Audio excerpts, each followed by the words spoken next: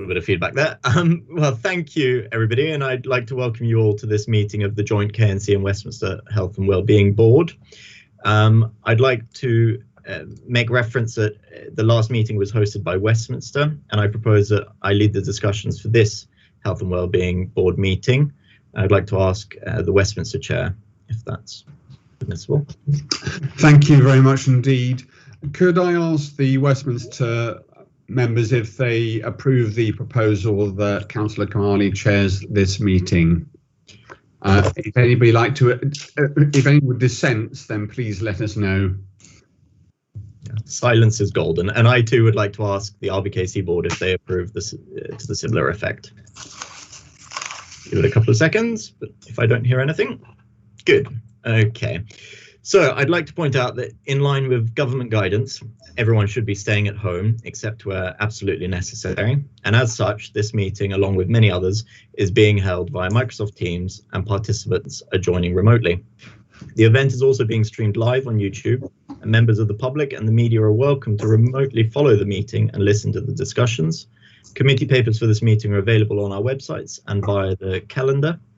Due to the size of the board and to ensure the virtual meeting can run as smoothly as possible, only official board members, those presenting papers, and anyone who has requested a speaking slot will be able to participate in this meeting. Everyone else should be able to view the meeting via the public live streaming.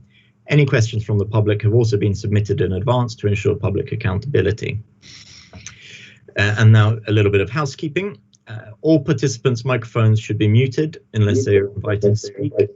To improve bandwidth, videos should be turned off except where a participant is introducing themselves. And if I lose my internet connection, which unfortunately does often happen, I would ask Councillor Mitchell to step in as the substitute chair. If any participants wish to speak during the meeting, for example, to respond to a presentation, could they please use the chat function in the top right of their screen to ask to speak or to submit a question. Given the current circumstances nationally and internationally around the pandemic, the board's agenda is somewhat shorter than usual and, unsurprisingly, mostly focuses only on COVID. So going on from there, I'm looking at apologies for absence. I haven't received any. I've only had a substitution of Simon Hope in lieu of Joe Nguyen, if that's correct. Governance. Anything else from governance? Yeah, that's correct. I haven't received any apologies for absence, Chair. Dominic, I see you have a hand up.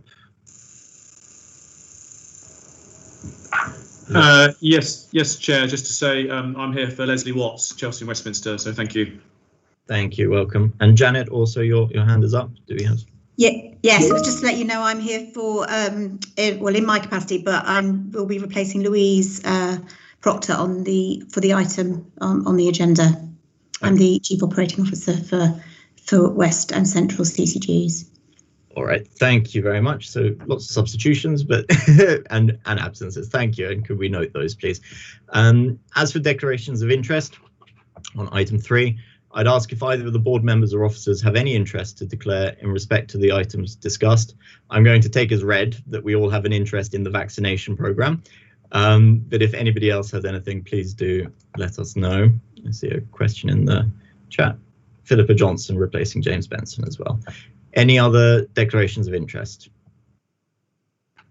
Okay, and I'd like to ask also if there's any other matters arising at this point. More silence, good. And then moving on to the minutes of the last meeting, I'd like to ask if both the Kensington and Chelsea and Westminster boards to confirm that the draft minutes of the concurrent meetings on the 26th of November 2020 are an accurate reflection of the meeting. Again, I'll take silence as read. Okay, well, we're speeding through this. If I'll move on then to item 5, which is a COVID-19 verbal update.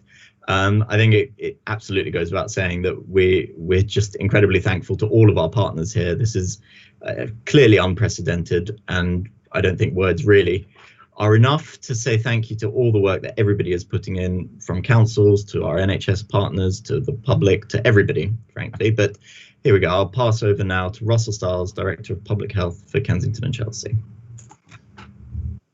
Thank you, Chair. If I could have the first slide put up, please. Next slide, please. Thank you.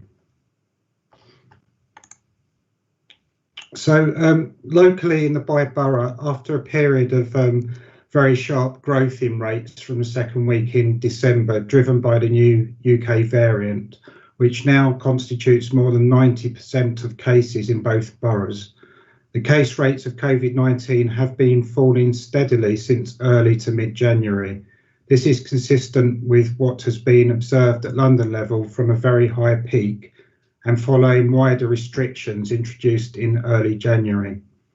The case rates per 100,000 for our boroughs have been consistently among the lowest rates for London boroughs over the past 2 months, and today are still below the national and regional average. In the week for the 7 days to 22nd of January, the case rate for all ages in Westminster is 331.4 per 100,000, which is down by 29% from the previous week. The 7-day case rate for all ages in K&C is 301.7 per 100,000, which is down 36% from the previous week. So latest data shows RBKC has the 3rd lowest rate of cases in London and Westminster has the 6th lowest. The London average rate to 22nd January is 495 per 100,000 and the England rate is 386.6, and both are continuing to decline too. The 7-day case rate continues to vary widely in London between local authorities, from 205.7 in the City of London to 705.4 in Ealing per 100,000, so almost a 500-point difference. Next slide, please.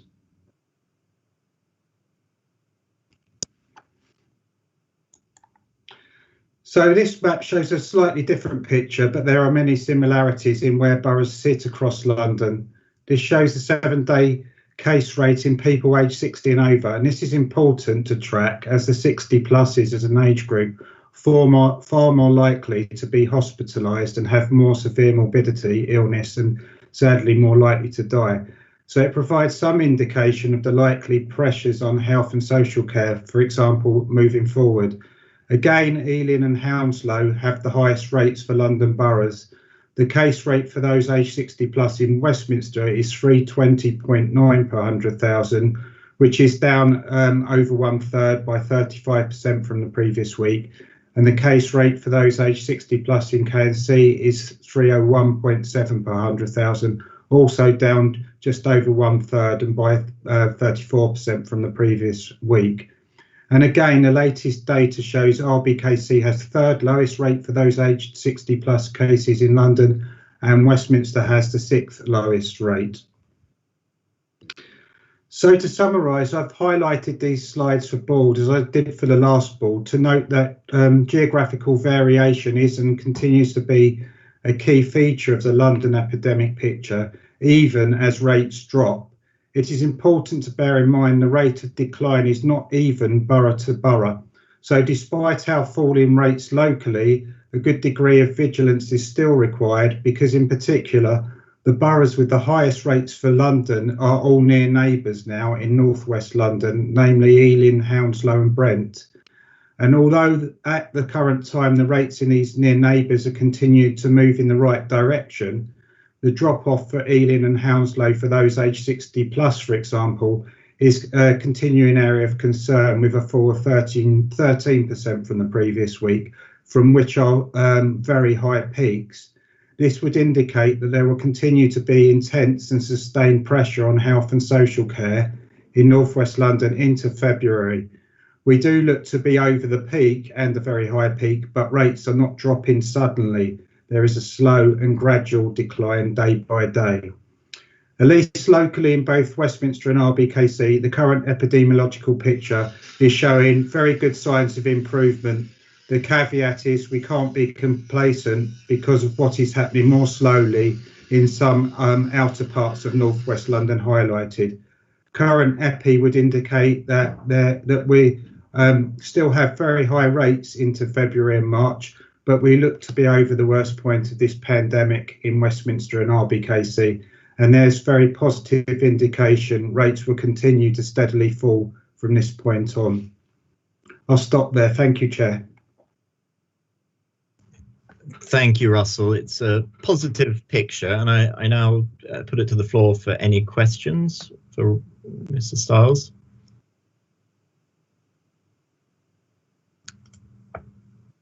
Nothing.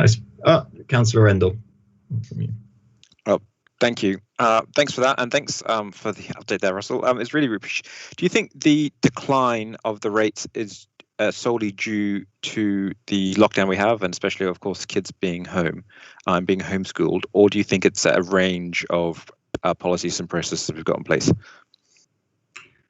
I thank you, Councillor. I think it's very much to do with the restrictions that were brought in early January. This is a far more virulent strain of the virus, has been noted widely. So I think this is very much to do with the restrictions that have been brought in from January, and I understand that the recommendations will be to slowly ease out of these current restrictions because of that. Great, thank you. Yeah, I see another hand. 1 second. Yes, Councillor Butler-Thalasis. Yeah, I just wanted to ask if we have concerns about testing levels and whether these are influencing the results we see in terms of cases. i.e., how confident are we that these are the genuine case numbers? Thank you, Councillor. So we do have excess testing availability in all of our PCR testing sites at the moment, in terms of symptomatic and in terms of the community testing, so those who are symptom free. So it's not a case that there's not availability. There's lots of availability in there. It's utilisation of that testing. And we are continuing to work through councillors, through yourself, in terms of getting that message out there. There does seem to be some correlation between testing rates and subsequent epidemiology, but it's not a direct correlation, a complete correlation. So I'm quite assured that we've got good testing in place, and it's getting residents to utilise the testing that's made available, which they are by and large. Thank you. I'm not seeing any more questions, so I suppose it's just one from me, Russell, if I could. I recall in the summer where 20 per 100,000 was deemed enough to merit having to quarantine from travel, and given we're looking at sort of 700 in Ealing and sort of 300 among our boroughs, do we think, given the new variant, that the base level of what will be community transmission at any point is going to be somewhat higher? And do we have any rough idea as to what would necessarily be a sort of a reasonable expectation given a much more transmissible virus? We don't. There's ongoing discussions on this, Councillor Kamali. Given that this is more virulent, I think that in terms of any unlocking, we will be looking at rates below 100, well, way south of 150 per 100,000. I think would be it is the latest thinking, but there's the public health advice, and then there's the political decisions made on much wider issues, social and economic and educational issues. Okay, and that's fully understandable. I'm not seeing any more questions for you, Russell, so I think we'll thank you for your time. And if we could move on now to Janet Creve, Managing Director of H&F CCG, to present a verbal update on the current pressures faced by hospitals. Thank you.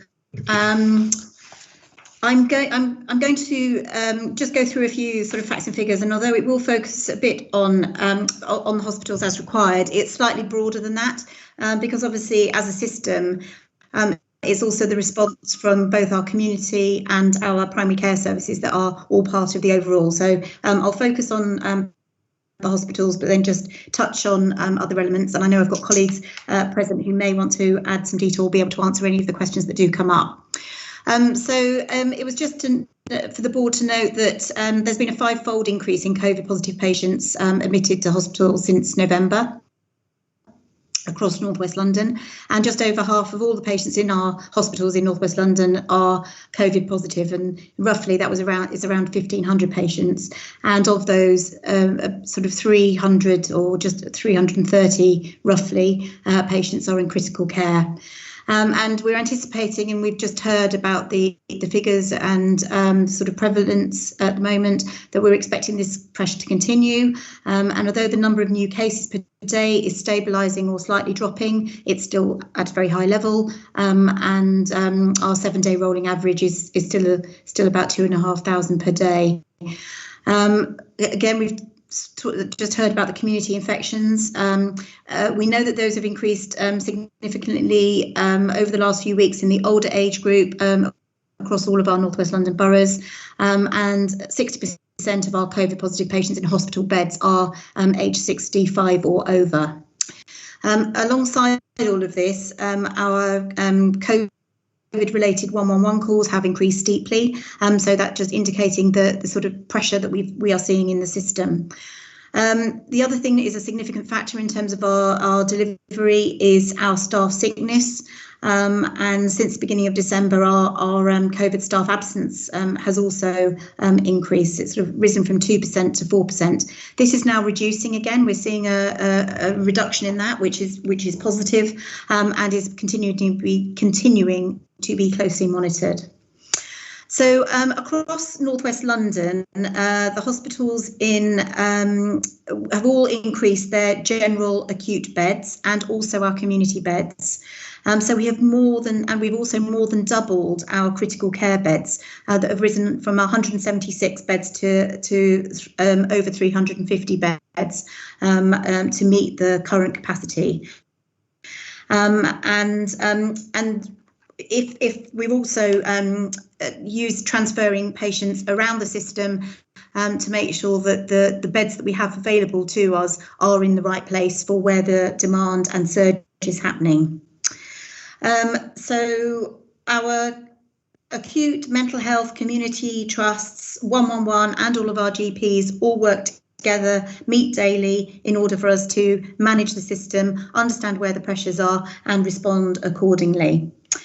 As a result of the pressures that we're seeing around our critical care and the number of patients we have in with COVID in our hospitals, all of our non-time critical surgery has been paused in order to have sufficient staff and beds to care for the emergency COVID and non-COVID bed patients safely.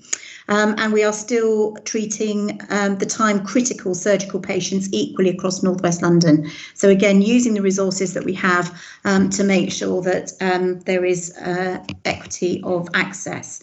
In order to help support this, we have acquired additional beds in the independent sector to help provide that urgent time critical surgery, and we're also using the step down beds that have opened up in the Nightingale for non-COVID patients, and therefore we're discharging suitable patients to the Nightingale now, and there's a steady but relatively few patients, so the numbers aren't high, but we are using that resource as well. So that's sort of the key bits around the hospitals, but I just wanted to just talk about the fact that the boroughs have both got primary care COVID hubs running and have extended the hours of operating for them to manage that surge in demand and also support the overall system response. And the GP extended access hubs have also extended their operating hours and modified some of the mechanisms for access, and that has supported the activity coming through 111. Alongside that, we've also got remote monitoring service, which one of the practices in the hubs in central London CCG runs, and it runs it across both Hammersmith and Fulham, Westminster and K&C. And this is for looking after patients with COVID who need their oxygen levels monitoring, and also patients who attend A&E who don't necessarily need admitting but do require monitoring are also being supported in the community by the respiratory team in a virtual ward supported by the respiratory consultants and team at Imperial. Making sure we've got patients flowing through the system is really important. So effective, safe discharge from hospitals into patients' homes and or back into other wherever their place of residence is really important. And obviously that's a key element of the work that we are also doing with our with the local authority and our social care partners. And the safe use of our care home beds is also essential in order to ensure that we have got the capacity to care for the people who need hospital or step down or are moving through the system in an effective way. Even with our additional beds and the staff and the redeployment of staff, again, we are concerned that we have got the right level of beds and critical care, and there may be some occasions when patients have needed to be moved to other bits of the system, either within London in order to support their critical care. But conversely, we are also able to support other parts of London by actually having transfers of patients in. It just really is quite a dynamic position. It does change in different areas, and it's about how we manage as a system within North West London, but also support other bits of the system to make sure that people who do require critical care and support with their ventilation and breathing are able to have that. So we anticipate the pressure in North West London is going to continue for the next few months, it's the next few weeks. We are obviously monitoring the very closely on a daily basis and also modelling what that looks like. So we are seeing some reduction in some of the admissions to hospitals with people with COVID at the moment, but that isn't yet reflected in the demand that's required for our intensive care beds. That is still relatively high. We think it's stabilising, but it will take a little bit longer for us to see a reduction in the ITU requirements. And the same with those people that need sort of additional respiratory support, not necessarily ventilated, but additional oxygen, etc. So we will be continuing to monitor the demand and what we will also do is continue to work with our GP surgeries, community mental health services, etc. All of those are remaining open. So our GP surgeries, community mental health services, and most of our community clinics, but not all of them, remain open, seeing patients. The appointments may well be virtual by phone or video or in person, but it really does depend on the needs of the patient and the condition being treated. Our GPs are continuing to focus on dealing with urgent cases and, of course, vaccinating patients, and we'll hear a little bit more about that from Simon shortly. But surgeries all remain open. They're obviously prioritising urgent issues, but the real key message from a resident perspective is that if there is a health issue that isn't urgent, please use the website, but your GPs and pharmacists are available as required. The other thing was just around mental health services, and as you can imagine, those services do also remain busy, but are continuing to run, and residents can also access mental health support via the single point of access, and there's a telephone line that continues to be made available for those. So that was all I was going to say. I know I've covered quite a lot there, so I'm happy to pick up any queries or questions, and I'm sure, as I say, colleagues also in attendance can also help support that. Thank you, Janet. That's an awful lot to digest. So I see a question from Councillor Mitchell.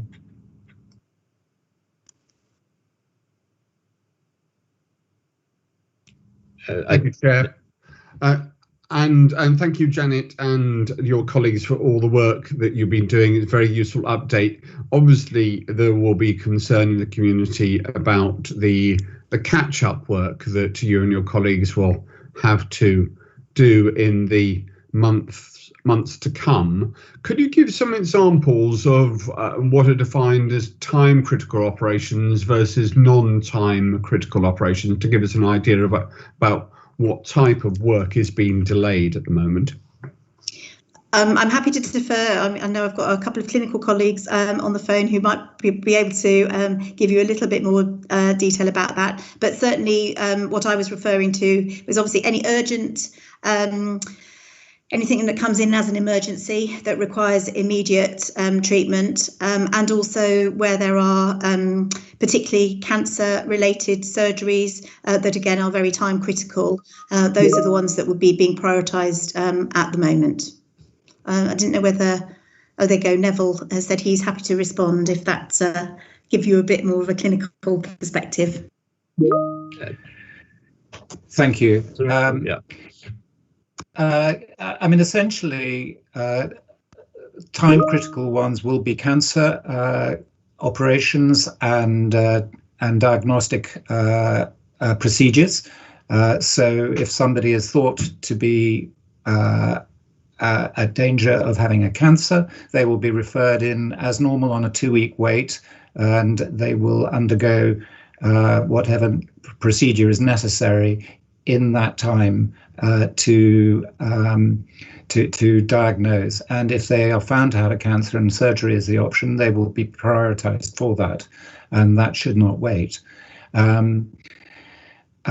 Sadly, some other operations which might be less seen as less time critical, such as elective orthopedic operations such as a hip replacement, may find that they are delayed. Thank you. Is that everything, Councillor Mitchell? Yes, thank you very much indeed. That's very helpful. I see we have a question from Olivia Clymer there about clarity on the accessibility to GP practices. She notes that they were open as normal.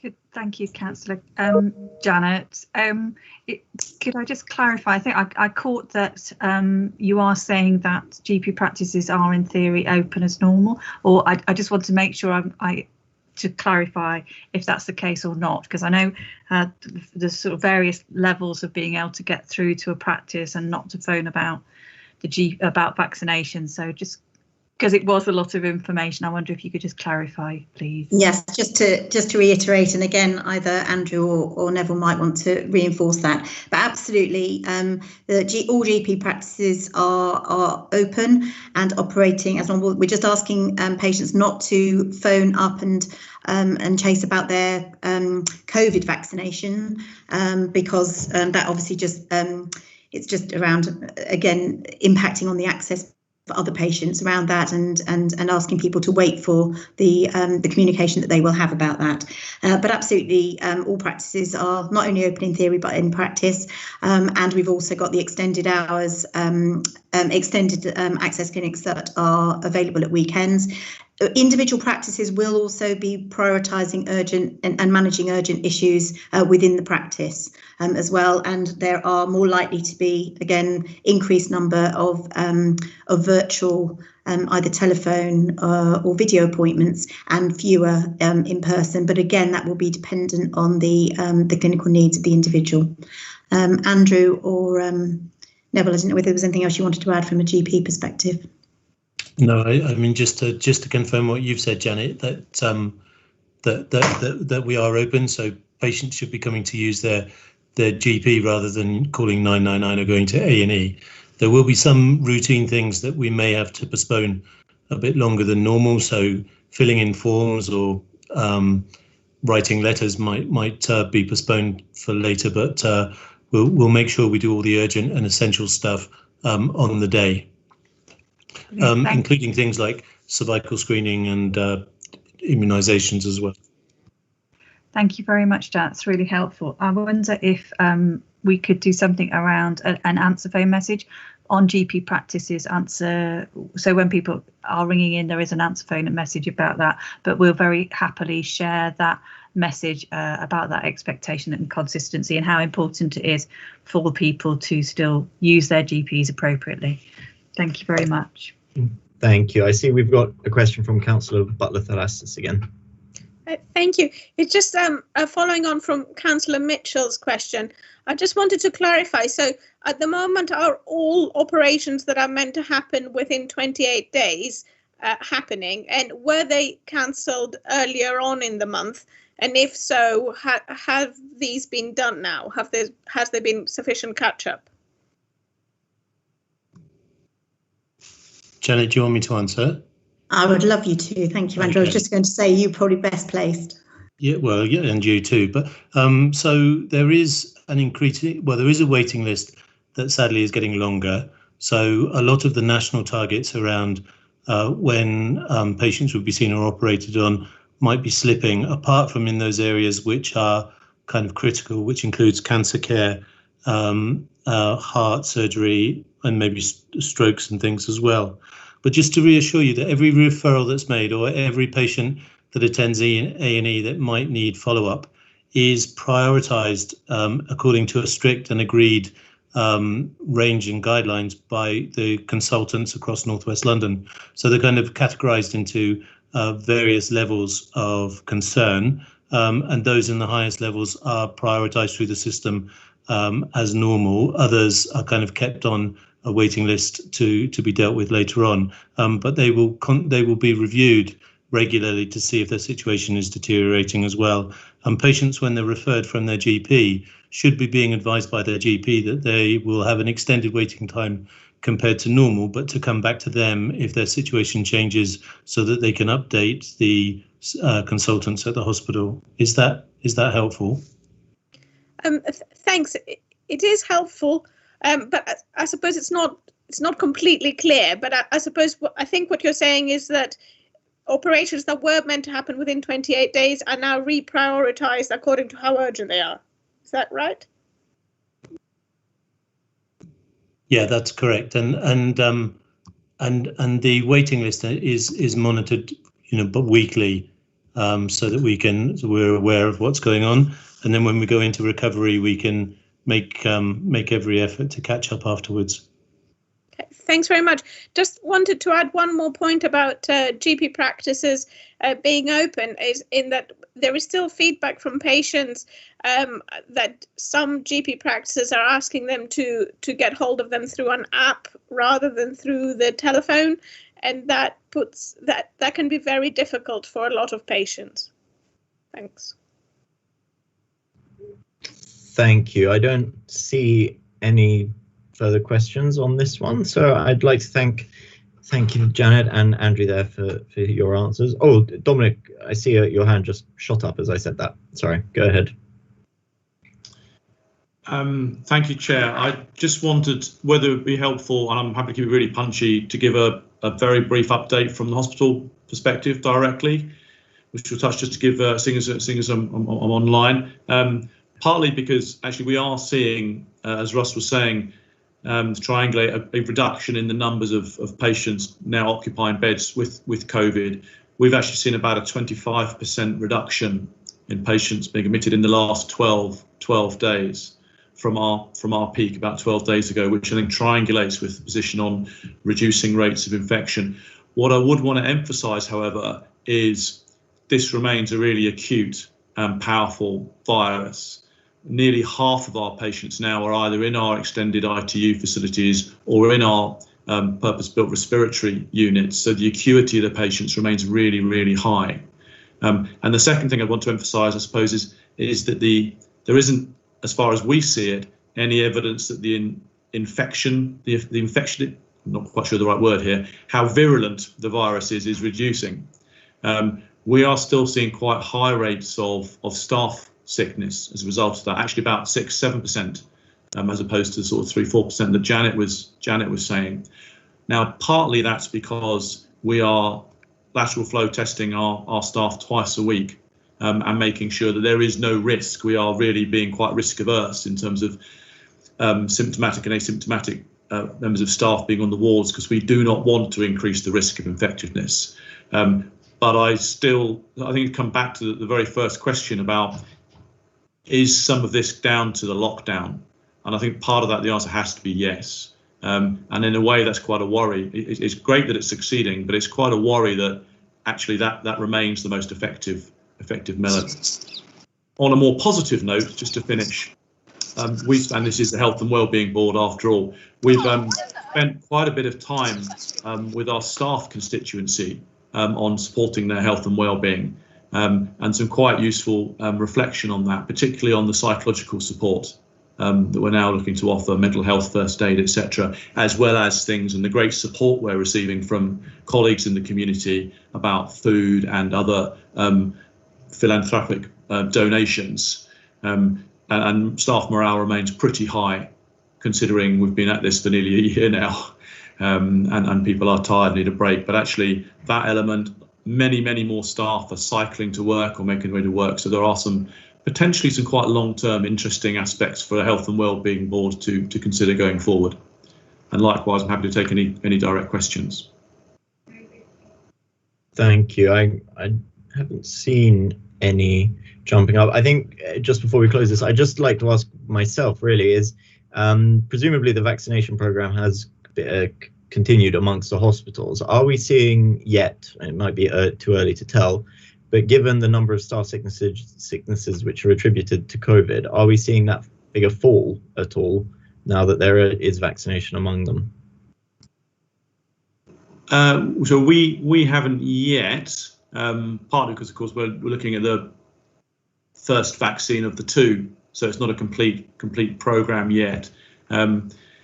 Interestingly, that we've had a small number of staff react quite badly to the first jab. So there are people around there demonstrating similar symptoms. So I think it's probably too early to see the impact of the vaccine yet.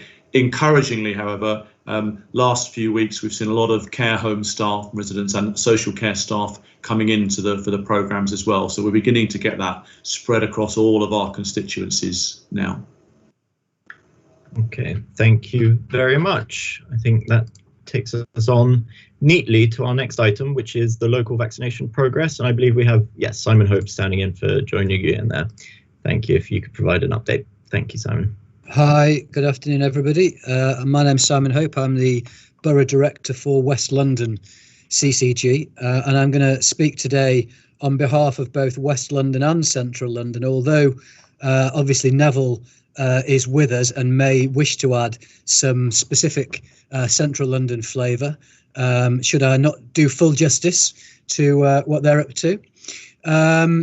So I'm going to begin just by talking a little bit about the mass vaccination sites, and the latest news on them is that the sites planned for West London and Central London have been delayed by a couple of weeks, and just to give a little bit of context on that, in Northwest London, we are actually ahead of our trajectories in terms of vaccinating all of the 4 priority groups by the middle of February. That includes all of the over 70s, those who are extremely clinically vulnerable, those in care homes, and frontline health and social care workers. And so linked to that, the opening of the local mass vaccination sites has been put back by a couple of weeks. However, a considerable amount, if not all, of the vaccine that would have been delivered from those sites is now being supplied to local PCN sites. So the overall supply of vaccine in Northwest London and obviously in our 2 local boroughs should remain the same. And as I said earlier, we're very much on track to hit our targets for our 4 priority groups by the middle of February. Moving on to the local picture in terms of our PCN sites, we've had clinics operating at all sites across both CCGs during the last week. That includes the South Westminster Centre, Lord's Cricket Ground, St Charles Hospital, Violet Melchick Clinic and Aylescourt Health and Wellbeing Centre. All of those sites have now been operational for a number of weeks. They're running well and we're getting very positive feedback from residents. And I talked before about making significant progress with the relevant cohorts. Around about 80% of residents of care homes have now been vaccinated. All care homes have been visited and all residents offered the vaccine. Around 80% have been vaccinated. And of our over 80s, including a large number of housebound residents, approximately 68% as an average across the 2 CCGs have been vaccinated as well. And we continue to really work hard to increase that figure. It is true that in the patch that we're talking about here, Central London and West London, there is a considerable number of overseas residents, or say residents who are overseas at the moment anyway, who spend parts of the year overseas and who we haven't been able to contact. But we will continue to try to get in as many as possible of those over 80s, and the numbers are rising all the time. So again, we've made, I think it's fair to say, very good progress on those key cohorts. We are working very closely with the local authority, with the third sector and with community groups to make sure that we target those population groups where uptake is perhaps not as high. That's some of our BAME groups and our vulnerable groups. And there's very extensive engagement and consultation going on with local residents groups and faith groups, all kinds of, I've got a list here of all kinds of different ways in which we are working with local community leaders to reach those parts of the community that perhaps are slightly more reluctant to come forward and be vaccinated. And just to finish, I think that the CCGs would very much like to thank the local authority team for all the help that they have provided in terms of logistics, traffic management, environmental management and community engagement. We're working very closely together as a joint team. It really has felt like a collaborative effort, and we're very grateful for all the help and support that we have been receiving. Thank you, Simon. I put a moment for some questions. I'm seeing hands flying up. I'm actually going to ask my one first, frankly, because I'm very keen to ask. I suppose it really falls to the question around the mass vaccination sites. If we're ahead of the curve and we're going to issue the same number of vaccinations but through our PCNs, I'd like to really understand the reasoning for not opening the site. Is it presumably it's logistical, but it doesn't sound like it's a supply problem. So is it simply manning the stations, in which case could the authorities help at all? I'm going to see whether or not either of my GP colleagues on the call who may have a little bit more information on this can help out. I was reading there from our comms, which has been published, and certainly I think that there is an issue nationally with supply of vaccine, and the delay or the slight postponement may be somewhat linked to that, but also, as you said and as I said, we are expecting a relatively at least equivalent level of vaccine to be available to our PCN sites. So Neville or Andrew, do you have any clarification on the specific question from the councillor there? So I think you're right, Simon. I think there has been some need to re-evaluate the national distribution of vaccine, which meant that they had to review whether they could start the local mass vaccination sites at the beginning of February. And I think the feeling was that with the PCN hubs that we've got up and going, it was safer to keep them supplied with vaccine and keep vaccinating the population than open up more sites that would just thin out the level of vaccine that we were able to deliver from multiple sites. So I think we can expect the mass vaccination site to be up and pulling patients through very, very quickly, just a couple of weeks behind schedule, though. And perhaps I could add that, I mean, we have, certainly in Westminster, we've got 2 sites that are well able to deliver a lot of vaccines in one day. For instance, yesterday at Lord's, they delivered 2,000 first doses of immunisations to the at-risk groups. So, and at South Westminster Centre, using the Royal Horticultural Hall next door, they did 900 the day before. So we have 2 very good sites in Westminster already. Thank you. I do understand the logic of supplying the efficient sites rather than starting fresh, and that leads me to assume that supply will be less of an issue 2 weeks from now if we believe that the centre will be open. So I take comfort from that. I saw some hands go up. I'll start with my co-chair, Councillor Mitchell.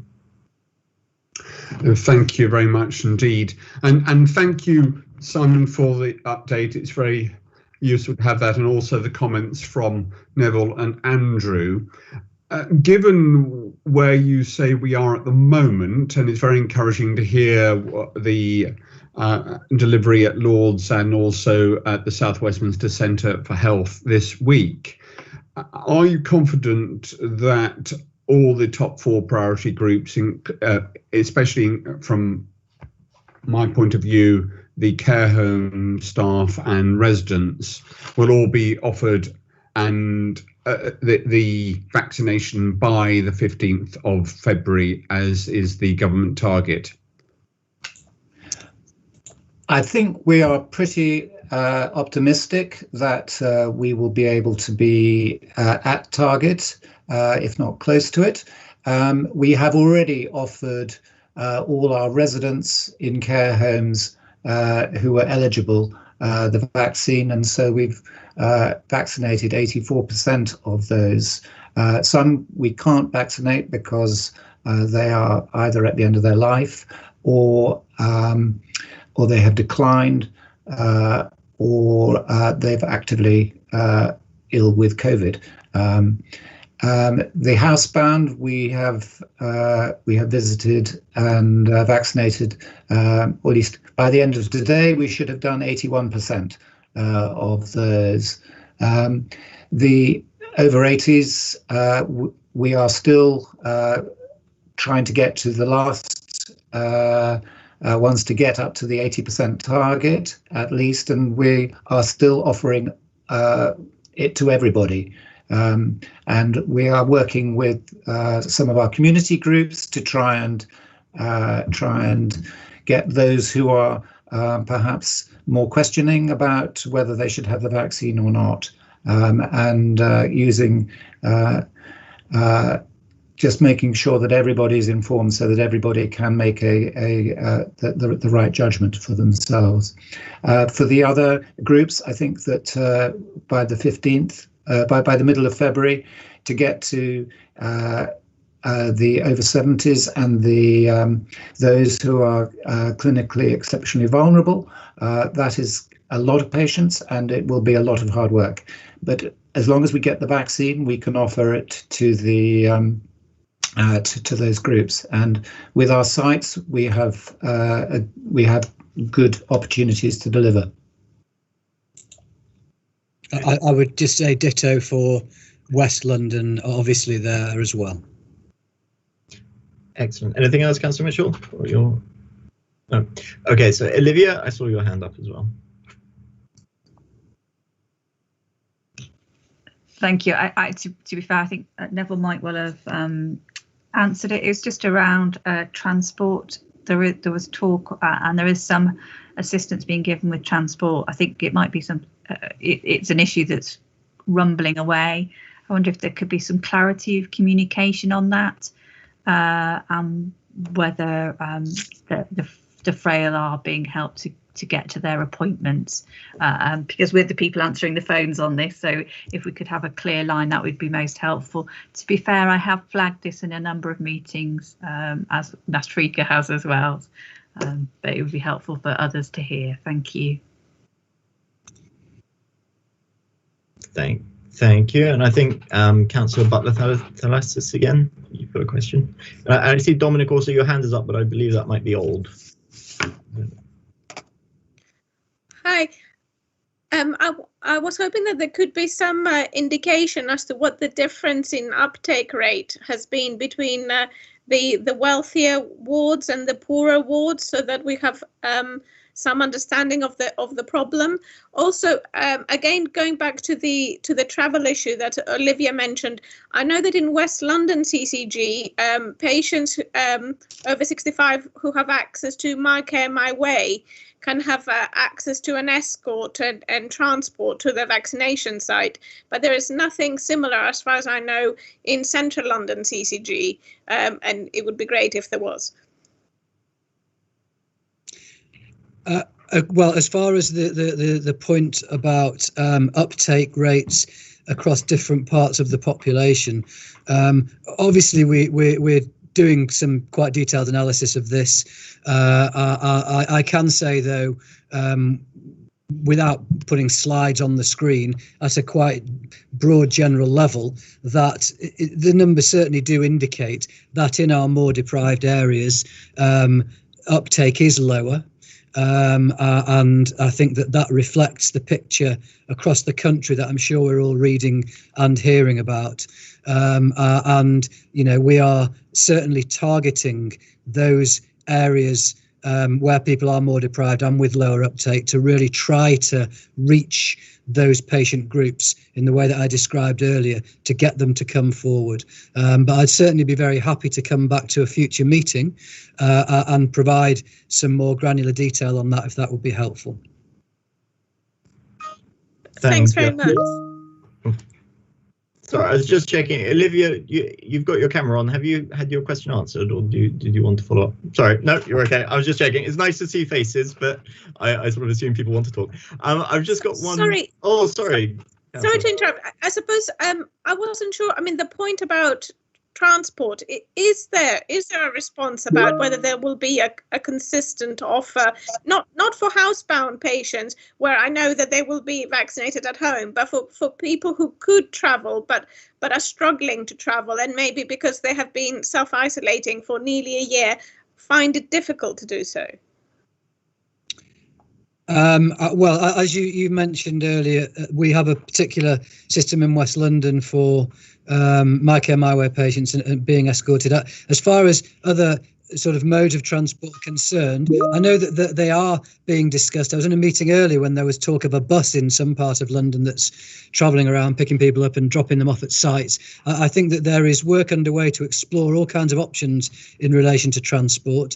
I can't offer anything more concrete than that at this moment in time, but again, happy to come back and update going forward, and certainly we'll take on board what you said as a prompt to push that a bit. But it looks as though Neville's going to on this as well. Perhaps I can add. I mean, we've had obviously with some of our over 80s, there are some people who are would find it difficult to get to one of the mass vacs, one of the either Lords or the Royal Horticultural Society South Westminster Centre. But what we have done is we've used the sort of, if you like, the roving housebound model to either vaccinate them in their homes or at their surgery. With the AstraZeneca vaccination, we have that slightly more flexibility in being able to move the vaccine around rather than the Pfizer vaccine. So there will be solutions, is really what I'm trying to say, and we're already finding them. We're also talking about the sort of transport that you're alluding to, I think, as well. Thank you, Councillor Barnes. You've got your hand up. Thank you, Councillor. Very, very quickly, it's on the same subject that NATCO's have been raising. I just wanted to ask if you've had any direct conversations or contact with the National Voluntary Service that now has over 150,000 volunteers to help with centre staffing and indeed the transportation issue, and is the NHS supposedly the NHS national solution to this problem? The National Voluntary Service, I couldn't tell you. I can certainly find out and get back to you when I speak to the gentleman in my team who's managing the programme, who's speaking to all kinds of different people from all manner of different organisations. So I'm very happy to get back to you on that one. Please do, because my understanding is that there aren't supposed to be a large number of organisations at this point. The NHS has requested that it's all managed through them, which is sort of the point.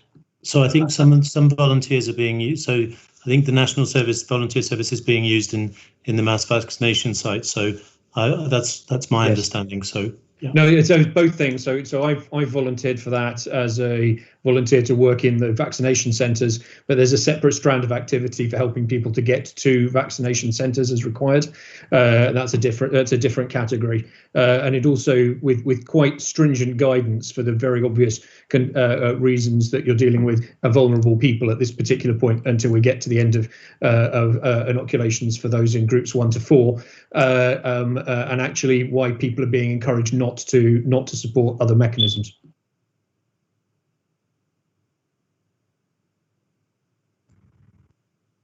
I think that's it, unless I've lost my connection there. Just then a question from myself, really. It sort of goes back to the point that you mentioned of people being overseas, but we also have a number of residents which are out of borough at the moment. I mean, we alone in KNC have 4,000 key workers using parking, which in normal times would have been impossible. So clearly there are people that have left.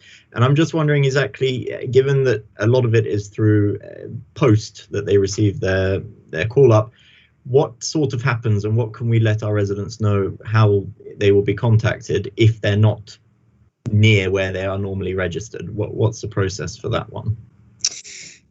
Well, again, Neville and Andrew might want to come in on this, but practices are seeking to contact their patients wherever they may be, using the contact details that they have, and I guess in many cases that will be a mobile phone. You're quite right that we do have a high level of residents who, if not abroad, may well be in other parts of the country, and that actually presents a challenge to us in hitting our targets, because certainly the national targets don't take into account whether or not you live in an area or looking after an area like central London, which might have a different type of population perhaps than somewhere like, I don't know, Surrey, for example.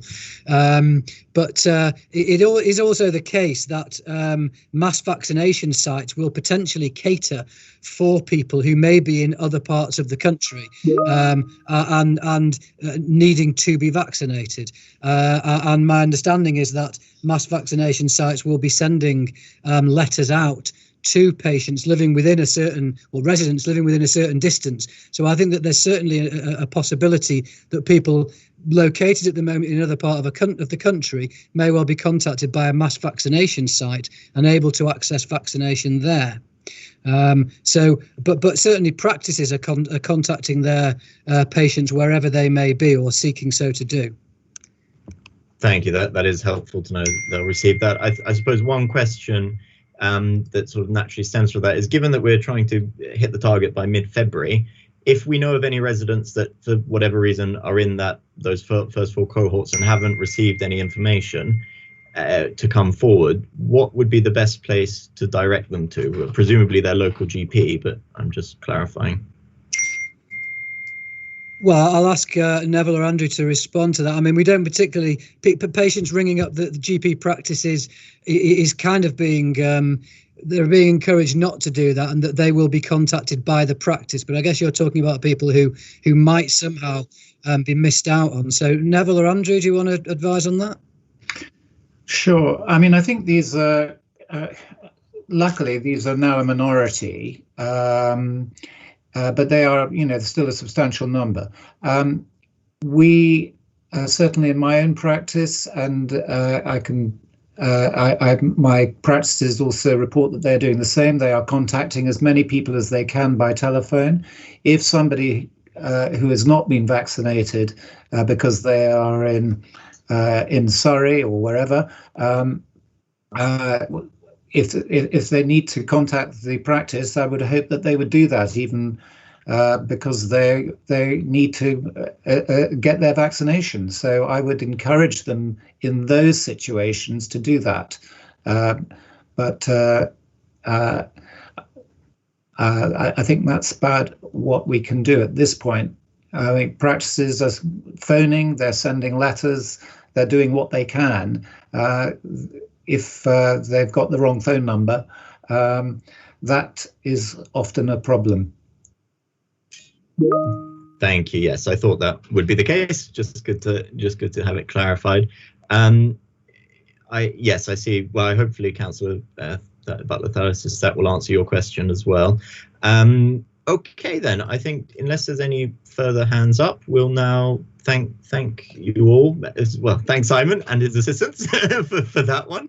And we'll move on to item 7, which is the Gordon Hospital Closure Equalities Impact Assessment. And I believe Robin Duran, you'll be alongside Joe Emanuel, will be presenting the results of this. Yes, that's correct. Thank you.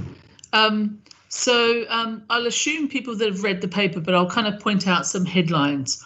So this will be, I think, our second or third time back here talking to the Health and Wellbeing Board about the Gordon closure. And just to remind people, the reason we closed the Gordon at the beginning of COVID was because we were worried about infection control, and we didn't really think it was fit for purpose in terms of that. We also had huge problems with staffing, which you're hearing about today as well in terms of staff sickness. And so we were able to redeploy some of those other staff into other areas. We were asked to come back and talk specifically about inequality impact assessment and what impact did it have on those with protected characteristics. So we have included the equality impact assessment in the report, and you'll see that in Appendix A. And what you'll see from that is there has been no adverse impact, and particularly in relation to anybody with protected characteristics. But to remind people, we basically admit people based on need, not on protected characteristics. So wherever anybody comes from, whatever their disability, their race, their age, etc., people will get a bed. It's not prioritised in any form. So I think that's important to note. I think it's also important to note, bearing in mind the reason we closed the Gordon, is that we do know that in terms of our populations, that some of those with protected characteristics, such as our BAME communities, are more at risk in terms of COVID. So that is, in a sense, reinforcing why it was important to close it. One of the things that's been asked, I think, in terms of where have people gone? So I think there have been some questions about what has happened to people in terms of since we've closed the Gordon. The majority of people, roughly 70%, go to St Charles. To remind people, we already had a Westminster ward at St Charles, so that wasn't new. Does that mean, I guess, that people from KNC don't get access to those beds? No, it doesn't. One of the things that we've done, which has always been a major thrust of our work in terms of mental health, is to develop further our community work and actually keeping people well at home. And that's very much part of the long-term strategy. So you will know in terms of Westminster that we've been working very closely with our GPs, our third sector partners, Health Watch, our patients and our carers to redesign our community services and develop new community models. And in fact, across KCW, it's roughly 5.3 million has been invested in a range of community services. So there is something about, despite COVID, we have been able to step up a number of those services over the last year. And we think that's had a significant positive impact, I guess, on reducing the need for inpatients. One of the things to note is that our length of stay was way above the national average in terms of generally across the board. And we have now, it was up to 31 days, and we have now brought that down to 27 days.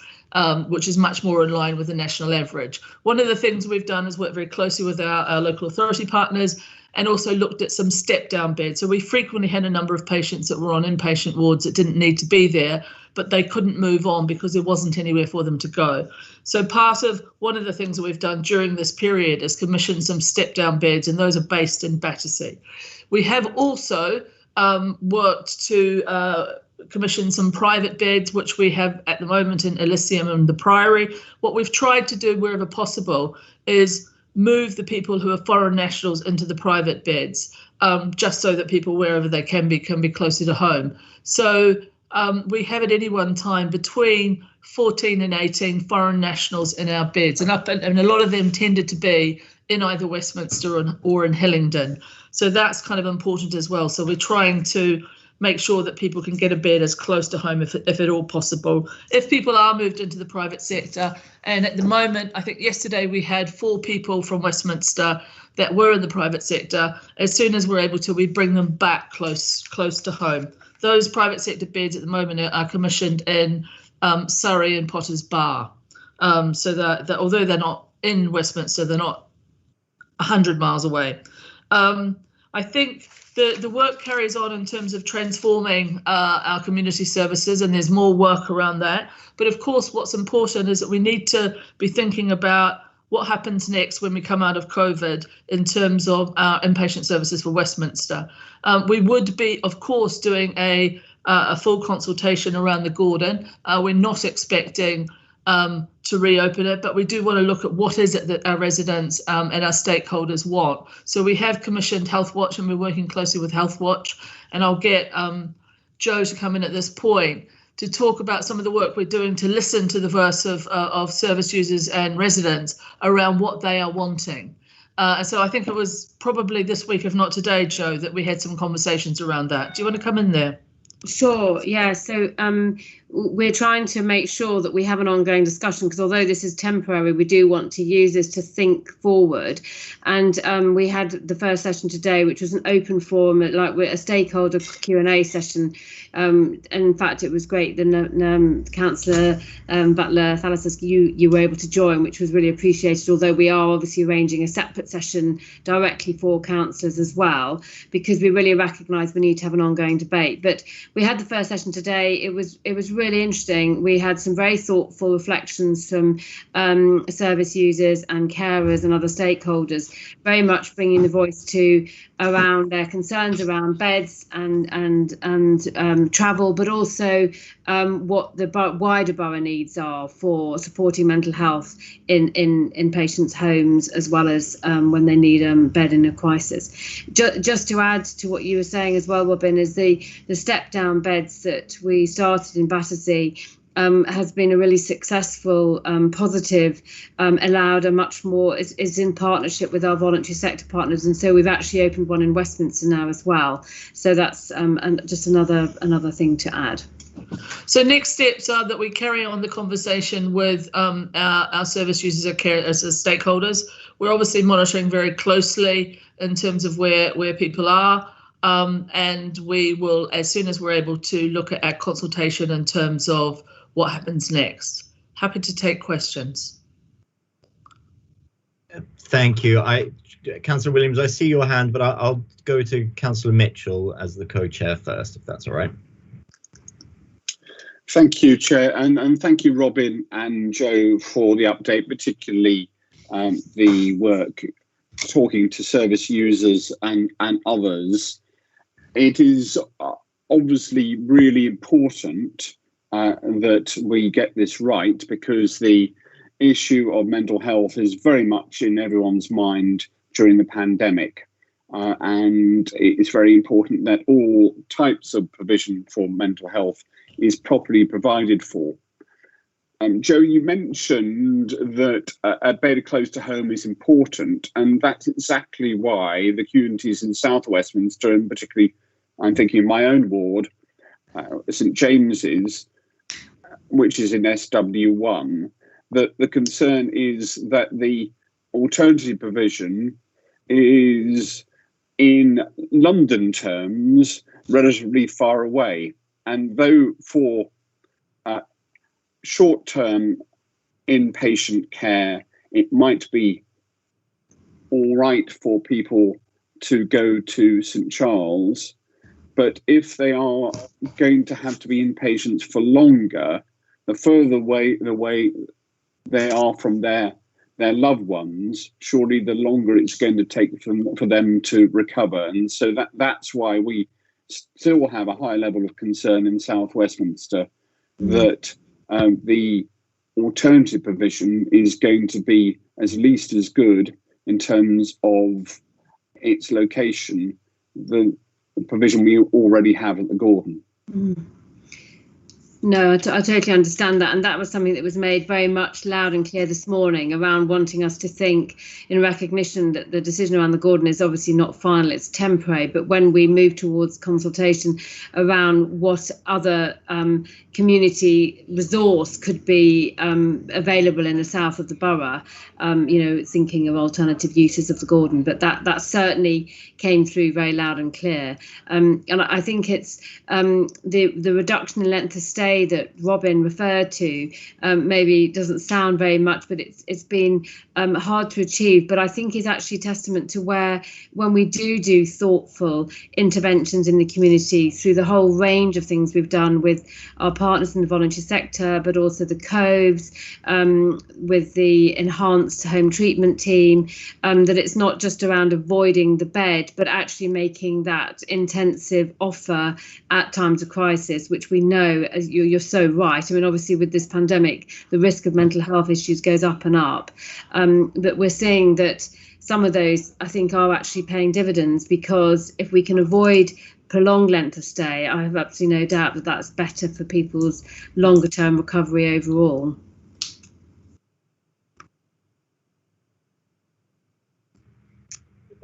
Okay, so Councillor Williams, you've put your hand down. I'm presuming that means your question has been answered. Could you just confirm? Okay. Councillor Butler-Thalas, I see your hand still up if you want to ask your question. Yes, I suppose it's that following from Councillor Mitchell's point, I mean, there is the issue of provision in South Westminster, but there is the issue of provision of beds overall in the system. And I think we've been given some reassurance that it's okay because some Westminster patients are still going to St. Charles. It's not that far away. But the overall number of beds in the system has been reduced. And I think, you know, in the consultation, this is always put across as, you know, do you want good quality community treatment or do you want beds? And it's not really an either or. People want both. And I think the pandemic has shown us how in recent years there's been so much pressure on the NHS and on acute trusts to reduce the number of beds they have. But we have needed those beds in the pandemic, and it feels that during a time when people's mental health is under so much pressure is not the time to be reducing beds. I think, Councillor Butler, that will be obviously picked up in the consultation when we get to that, and what we'll have to do is relook at the population and the needs at the time when we're doing it in terms of the impact of COVID. But before COVID, and I guess during COVID, at the moment we know in CNWL we had more beds per head of population than anywhere else in the country. So we now are much more in line with the rest of the country. Partly that was because of our length of stay was too long, and we didn't have enough range of options in terms of step down, but also community services. So I don't think it's either or. I absolutely agree with you, it's both. And I think what's important, and I guess what's really critical when we're doing a public consultation, is that we are able to demonstrate to you and others that there is a bed when people need it. And that's what's most important. Just on that point, it's always, it's seen by people that it's a levelling down argument, that just because other trusts have even fewer beds, we should have even fewer beds. And that in itself is not an argument that those beds are not needed. It's not based on, it's based on population and prevalence and trends, and not just based on the number of beds across the country. I think historically across the country, and having worked in mental health for 30 years in this trust, actually beds weren't necessarily based on prevalence. It was just historical where they were. It wasn't necessarily based on need. So what I'm talking about is the number of beds that are required based on prevalence and based on need and population, with all of the factors factored in around the different populations we serve. Thank you. Councillor Williams, your hand back up. Yes, thank you. Sorry, I had a technical glitch. Yes, I have raised this issue for elsewhere. It's to do with the out-of-area placements, which remain, I think, well above CNWL's target and impacts both on Kettering and Chelsea as well as Westminster. And it was very interesting to hear from Robin things that CNWL is doing to try to reduce this. But are they going to take further steps? I mean, more of the same or any further new initiatives? Because it is a problem. And it does have an adverse equalities impact if people are placed well away from their homes and families. Yes, Councillor Williams, thank you. Yeah, so we carry on developing and increasing our community offers and offers to look at preventing beds. I think looking more at working with our third sector partners, working with our other partners in terms of local authority to look at the range of options that people need. Joe, you might want to come in here about some of the new developments that we're looking at or have looked at since, in fact, we opened, since we closed the wards. Yeah, so some of these are covered in the papers, but I think it is around continuing to do more and evaluate as we go. So work out what actually provides the best impact. So we know that we can talk and have ideas, but actually, do they really impact on patient experience? So, for example, one of the things we did was a diversion scheme during the first wave, which we realised didn't actually prove good quality care. It meant that people were just waiting in a different space. But some of the early feedback we've got from the Coves, for example, which is providing a direct, immediate response for up to 3 visits with partnerships, some of the feedback we've had from that has been really, really encouraging. You'll see that we've done a partnership with the British Red Cross, which we're trying to extend for some of the people who have recurrent use of presentation. So sometimes ending up with an admission, sometimes not. But either way, they are distressed enough to continue to present. So we're trying that. We're also trying to do some build on some already of the initiatives which we knew were reaching some of our particularly vulnerable and potential risk of excluded populations, such as the Arabic outreach service in Remy. We've built on that, linking that also to some substance misuse. And then one of the other things that we've done, which we're also building upon, is what we've called the community access service, really trying to, we recognise that some of our long length of stay is around how we work with our partners in the local authority to think around some of the more complex patients that we have who can end up being with us for quite a long time. And we know it's not the right place, but we struggle to find out where is the right place. So we put some extra resource into thinking from a psychological, medical, pharmaceutical, occupational therapy perspective. What are the gaps that we still haven't got right? And finally, the crisis programme we've put in place, we anticipate some more funding, which we need to look at. What is the best model? Is it a day centre? Is it a crisis cafe? Is it a crisis house? You know, these ideas have been around and tried in various parts of the country, and we want to make sure that we do a sort of thoughtful intervention about when we introduce the next wave. So a lot going on, and I think our challenge is to make sure we evaluate and make sure that we review which ones add the most value. I think the other thing to say, Councillor Williams, is that we found in the first wave that actually, whilst we did a lot more online, the feedback we had from our service users and carers is that actually for some that was okay, but on the whole they valued more face-to-face. So we've really stepped up the face-to-face. And so for people who want that, we're providing that. We're also providing using volunteers. I heard somebody talk earlier about volunteers. We've actually managed to recruit a lot of volunteers into the trust and have set up a check-in and chat service, both for service users but also for carers, because what we heard from our carers is that a number of them felt quite isolated and left alone during the first wave. So we've tried to make sure that we support them in a different way as well. And we think that all of those things have helped in terms of reducing the need for admission. Thank you. I'm not seeing any other hands up, so oh, no, immediately. Olivia, there you go, your turn. Sorry, Chair, thank you. I know this is possibly a point my board member, Tanya Kerno, might want to raise, so forgive me if I've jumped in with my Yorkshire big feet. We've heard a little bit about the state of the estate and the showers and some of the issues around that. I wonder if perhaps Robin might be able to give us an update. Yeah, sure, very happy to. So we had a particular issue in terms of one of our Westminster service users who happened to be a governor who was in Park Royal, and one of the problems we had there was that unbeknown to us, our contractor, in terms of our hard FM contractor, had gone in and done some work on the bathrooms and had closed one of the bathrooms without actually telling the ward staff. And so that reduced the access to that bathroom, and that had a huge impact on that particular service user. I personally spoke to him and wrote to him to apologise to what happened and explain what happened and what we've done to make sure that doesn't happen again. As it so happens, Olivia, that company is we have just terminated their contract with us, and we have a new contractor starting in April. Thank you, Robin. Much appreciated.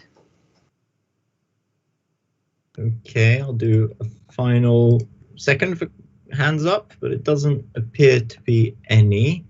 So I'd just thank you for presenting that. Thank you both. I'm sure this won't be the end of discussing the Gordon Hospital, so I look forward to that whenever it may come back.